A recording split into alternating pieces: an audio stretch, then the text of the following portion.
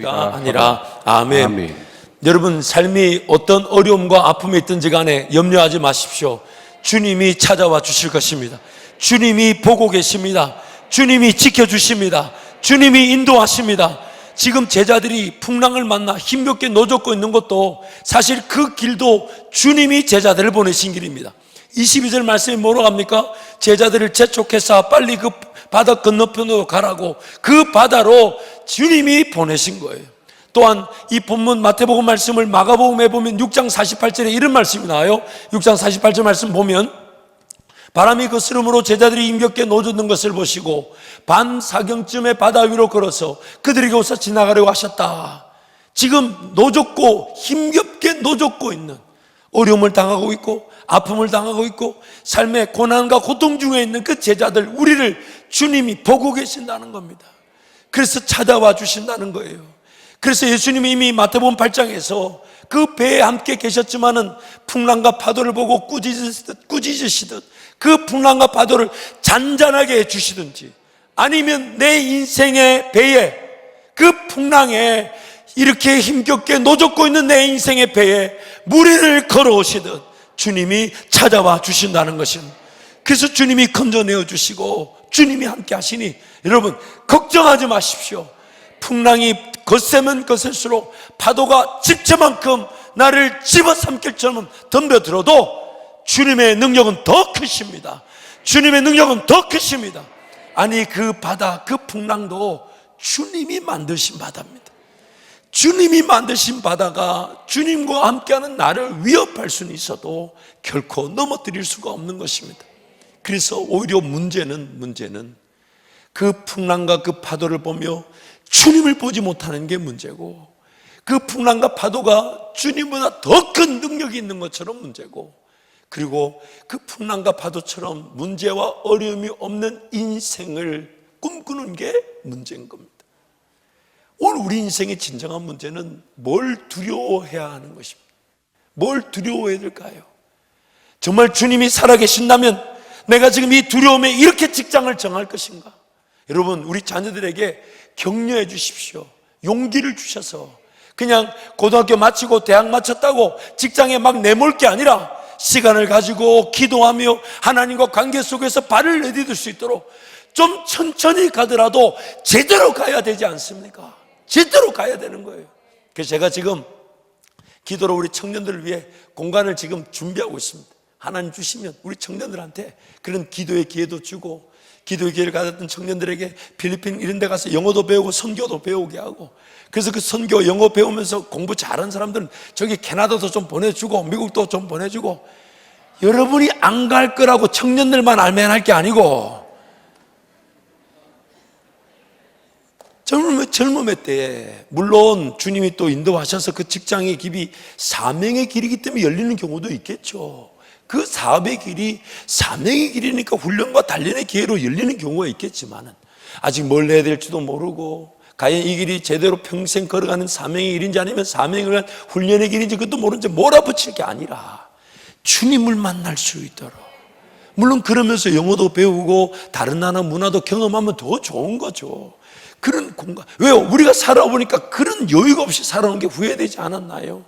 한 번쯤은 인생을 주님을 기다려 봤어야 되는데, 내가 지금 이거 두렵다고, 내가 지금 이거 어렵다고 그거 해결하려고 이 일하고, 그래서 지금 예배가 좀 안 돼도 이 일 해야 돼. 지금 기도가 좀 안 돼도 내라도 이걸 지금 직장 다녀야지. 지금 내가 주님을 부르시는데 그 선교의 자리, 헌신의 자리, 수고의 자리, 아유 지금 바빠 죽겠는데, 주님의 능력보다 문제를 더 크게 보는 거죠.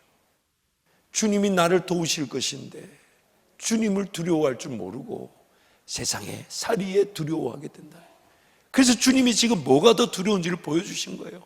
그 풍랑이고 지금도 여전히 풍랑 파도색이 막 들었다 놨다 하는데 뭐가 쓱, 제자들이 말합니다. 유령이다.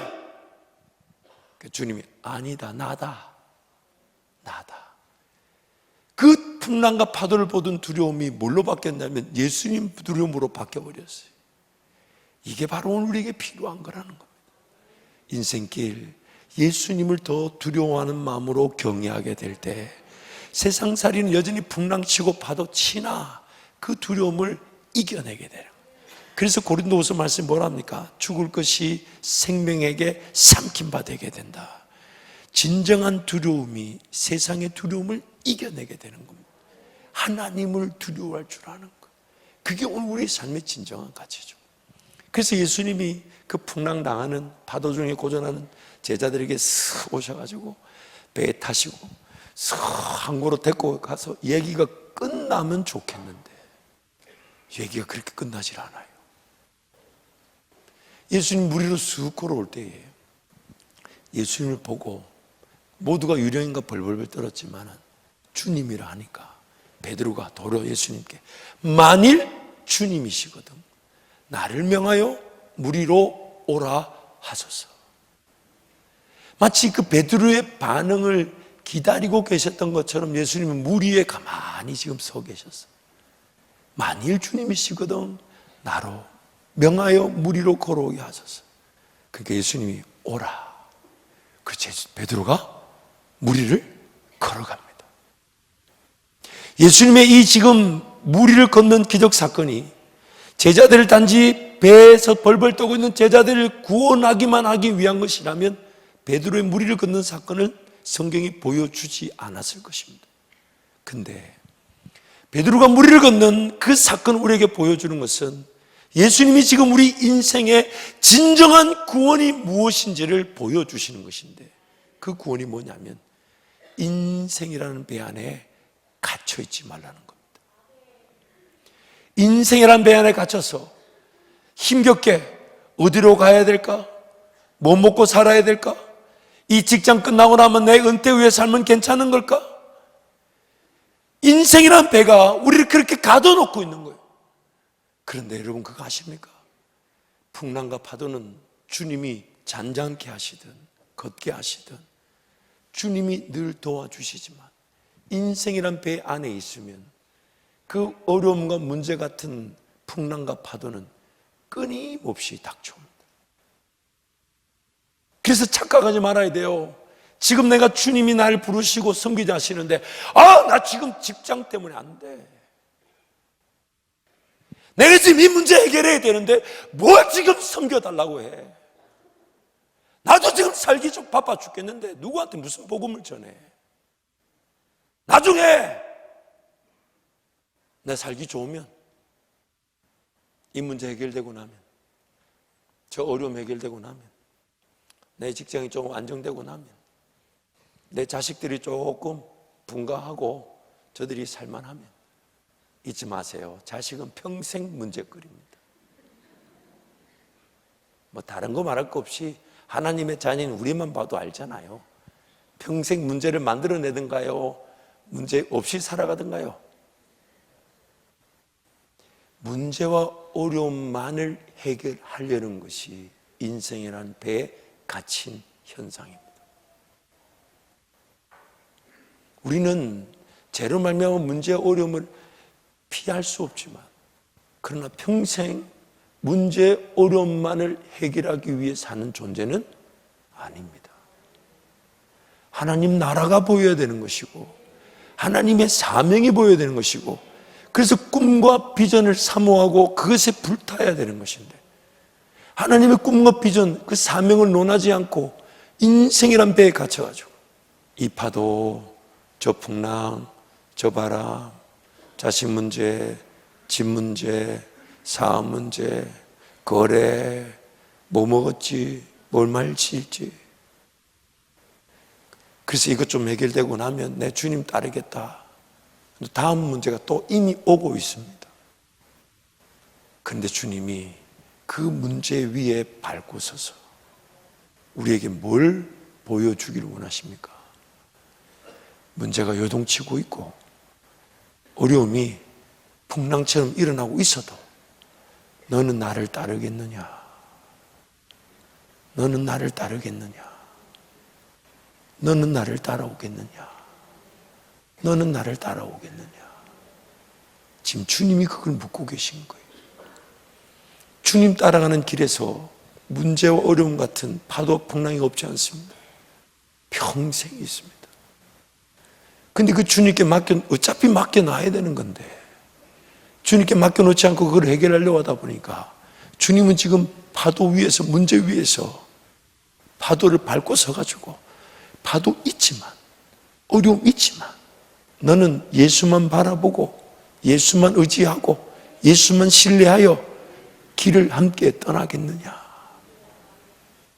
지금 우리 주님이 이걸 묻고 계신 거죠. 그런데 너무 감사한 것은 그 걸음이 시작되면 그 누구보다 주님이 기뻐하시면서 그 걸음이 지켜지게 하시고, 심지어 빠져들어가는 영적 형편 속에서도 건짐을 받으니, 자, 둘 중에 하나를 선택해야 돼요.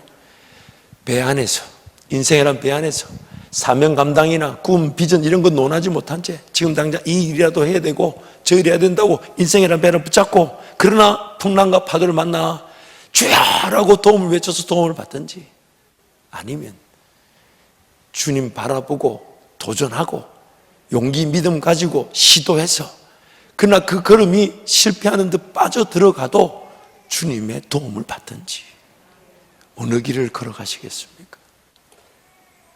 어느 길을 걸으시겠습니까? 어느 길이 더 나은 것 같습니까? 어느 길이 더 행복할 것 같습니까?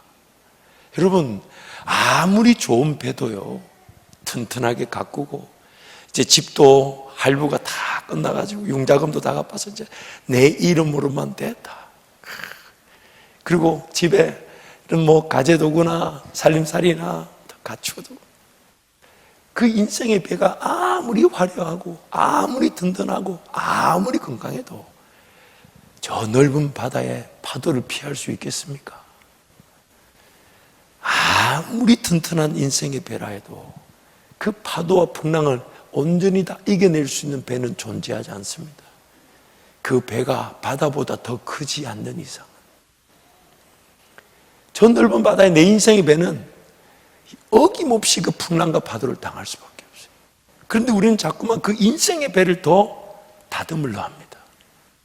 그걸 더 수리하고 보수하고 좀 안전하게 갖춰, 이거라도, 왜 내가 할 수 있는 거니까 이거라도 좀 갖추어 놓고, 이렇게라도 조금 가지고 있어야 되고, 이렇게라도 조금 만들어 놔야 되고, 그 배 안에서, 인생이란 배 안에 열심히 갖추고 살지만 아무런 기적이 없어요.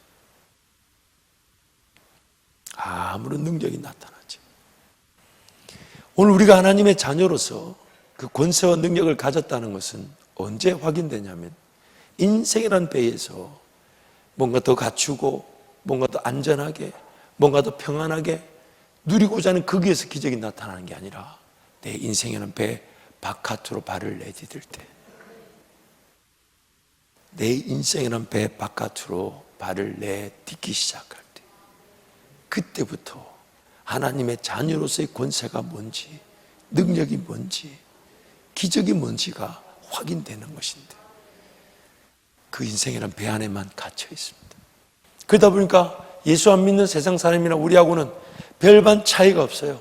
차이가 있다면 주님이 그 풍랑치는 파도 속에 우리를 도우신다는 것 말고는 삶이 똑같습니다. 그러다 보니까 고린도전서 15장 말씀에 이런 말씀이 있어요. 예수 그리스도와 함께 죽고 부활해 보지 못한 사람들은 이 세상에서 가장 불쌍하다. 왜냐하면 세상 사람들이 살아가는 삶의 방식이 전부이기 때문에. 물론 저 세상에 가면이야, 지옥에 가면이야 예수 안 믿은 사람들이 가장 불쌍하겠죠. 그런데 예수를 믿고 하나님의 자녀가 됐다 하는데 여전히 세상 사람들처럼 그 인생이란 배 안에 갇혀 있어가지고 아웅다웅거리며 그것만 붙들고 살아가는 그 인생이 전부라면, 그 삶이 뿐이라면, 그 삶뿐이라면 가장 불쌍한 자이리라. 가장 불쌍한 자이리라. 그러므로 오늘 우리의 삶의 진정한 구원은 인생이란 배에서 예수 바라보는 것이며, 또한 예수 바라보고 걸어가는 것입니다. 예수 바라보고 걸어가는 거예요. 예배가 안 된다, 그럼 내가 이 직장, 이 사업을, 내 삶을 완전히 내려놓고서라도 예배하기 위해 달려가는 거고, 내가 지금 기도하기 위해 뭔가 포기하고 내려놓고 아니면 다 잃어버린다 해도 주님 바라보고 걷는 그 걸음을 놓치기 싫어서 주님 향해 달려갈 때 내 힘으로 할 수 없는 예배가 살아나기 시작하고 내 힘으로 드려질 수 없는 기도가 마치 무리를 걷듯이 회복되게 되는 것입니다. 사랑하는 성도 여러분, 주님이 무리 위에 계시면서 우리를 다 베드로의 반응처럼 기다리고 계신데, 그런데 그 길을 가지 않으면 인생이란 배 안에 갇혀가지고 어쩔 수 없이 풍랑 파도를 또 만나고 그거 해결되지 않으면 인생이 죽을 것처럼 벌벌 떠는 게 우리의 현실입니다. 하나님께서 나를 부르신 그 사명의 길, 십자가의 길, 영광의 길은 뭘 먹고 마시고 입는 문제, 그것도 주님이 다 해결해 주시지만 내 인생이 언제 하나님 앞에 부름을 받을지 모르지만 부름 받는 그날까지 내가 안전한 길이고 내가 행복한 유일한 길이죠. 왜냐하면 아무리 좋은 배를 가지고 있어도 주님이 없으면 그 풍랑 파도를 이길 수가 없어요.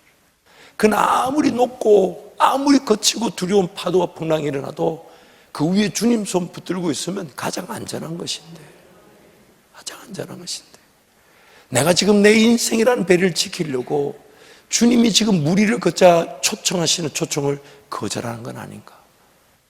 기적도 없고 능력도 없고 권세도 없고 그저 이 세상 사람들이 살아가는 삶 그 사이에서 그냥 어려움과 아픔이 만날 때마다 주님 도우심을 누리는 그 정도로 내가 살아가는 건 아닌가? 그게 가장 두려웠습니다. 히브리서 2장 15절 말씀에 이런 말씀이 있어요. 우리 함께 선포합니다. 한평생 매여 종노릇하는 모든 자들을 놓아주려 하심이니. 한번 보세요. 우리를 구원하신 목적이 그래요. 죽기를 무서워함으로 한평생, 일평생, 인생이라는 배에 종노릇하게 된다.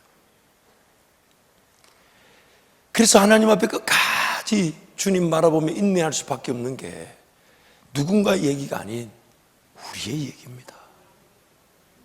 누군가에게 혹은 저에게만 주시는 은혜가 아니라 우리 모두가 누려야 되는 은혜예요. 그래서 저는 여러분 날마다 그 파도 위를 걸어가는 주님과 따라가기를 원합니다. 주님과 동행하기를 원하고. 근데 여러분 너무 감사한 게 뭔지 아세요? 그 무리를 걷는 거는요, 지난날 내가 어떤 삶을 살았는지, 내 인생의 배 안에 뭐가 갇혀져 있는지, 내가 무슨 권력이 있는지, 무슨 물질이 있는지, 무슨 부가 있는지, 무슨 영향력이 있는지, 무슨 가치가 있는지 이런 거 하나도 필요 없고 예수만 바라보면 됩니다. 예수만 바라보면 돼요. 내 인생이 지난날의 배가 기울어졌는지 파손되어 가는지, 오히려 여러분 인생에 어려움 당했을 때, 내 인생의 배가 깨졌을 때 오히려 우리 예수만 더 바라보지 않았습니까? 그렇기 때문에 오늘 내 인생의 바다, 주님과 함께 걸어갈 그 바다도 내가 뭘 가졌는지 뭘 가지고 있는지 이런 거 하나 소용없고 다 필요 없고 예수만 바라보면 됩니다. 예수만 바라보면 됩니다. 예수만 의지하면 그 바다 위를 걸어갈 수가 있는 거예요. 그 바다 위를 걸어갈 수가 있는 거예요. 어제까지 어떤 삶을 살았는지 그게 중요하지 않아요. 어차피 나에게 주신 것, 일터든 가정이든 자녀든 다 하나님이 은혜로 주신 거잖아요. 그러나 그거 아무리 잘 관리하고 물론 마땅히 사랑할 사람을 사랑하고 섬길 자를 섬기며 우리 함께 교회 공동체를 세우는 것, 그것도 좀 우리 한밭제일교회라는 그 이 배가 유지되고 관리되는 것도 은혜가 필요하지만, 그러나 그 배는 그 배 위에서 그 배를 관리하고 그 배를 지키고 그 배를 보호하는 게 목적이 아니라 거친 바다를 향하여 예수 그리스도 은혜의 바다를 향하여서 예수 그리스도 그분을 바라보는 기적과 믿음의 그 발걸음이 바로 우리 인생의 목표인 것입니다. 그래서 주님은 지금 그 바다 위에서 베드로를 부르듯이 우리를 부르고 계신 거예요. 그러나 이름 잊지 마세요. 베드로에게 먼저 요청하지 않으셨어요. 베드로에게 먼저 오라 하지 않으셨어요. 오히려 베드로가 물 위에 걸어오신 예수님을 보면서 만일 주님이시거든 나를 명하여 나에게 명령하여 물 위로 오라 하소서. 내 힘으로 안 되는 거예요.